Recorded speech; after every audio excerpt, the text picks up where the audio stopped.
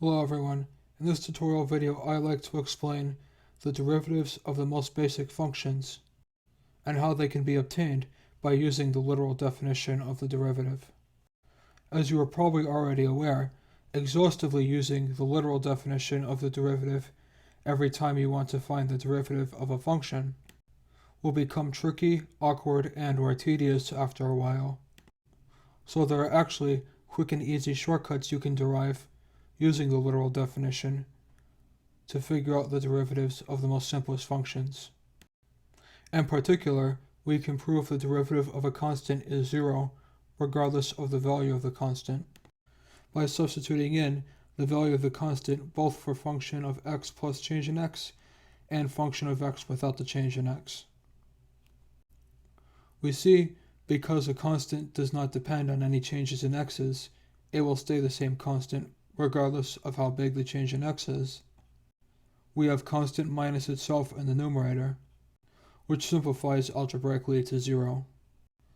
And the limit of 0 as h approaches 0 is still 0, because 0 as a constant is not affected by h or any variable for that matter. The derivative of x to the power of an arbitrary number, formerly called the power rule, is a lot more tricky to prove, even though the end result gives you a convenient pattern.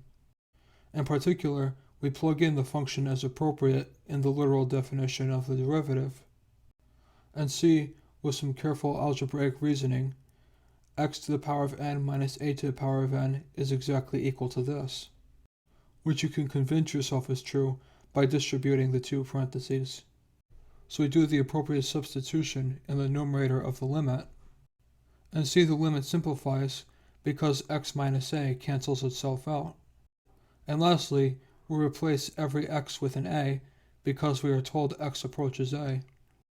And we should conclude, after we do the algebra, that the final formula for the derivative is number of terms times a raised to the power of number of terms minus 1. To prove the derivative of a sum is equal to the sum of the individual derivatives, we do somewhat tricky algebra, but that is more simpler than in the previous example. Namely, we start at the literal definition of the derivative per usual, and then we group like terms, so that right after we can break it into two separate fractions, and these are simply the derivatives of the individual functions added with each other. To prove that the derivative of a difference is a difference of the individual derivatives, you do the same exact thought process. You would just pay attention to the signs being slightly different. The last basic formula for derivatives I like to prove is that you can factor a constant out of a derivative by first stating, in the literal definition of the derivative, you multiply function of x plus change in x and function of x both by the same constant value. So this means you can factor it out because it is a common factor in both terms. So in conclusion, the derivative of a constant times a function is a constant times the derivative of the function as if it did not have the constant. Now that I have explained all of the basic rules for computing derivatives, I can transition to explanations of derivatives of products and quotients in the next video.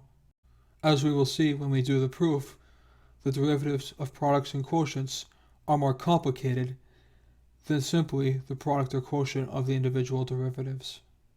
Don't forget to subscribe if you found this video informative, and make sure to see other tutorial videos, and follow me on either Facebook or Twitter for more content.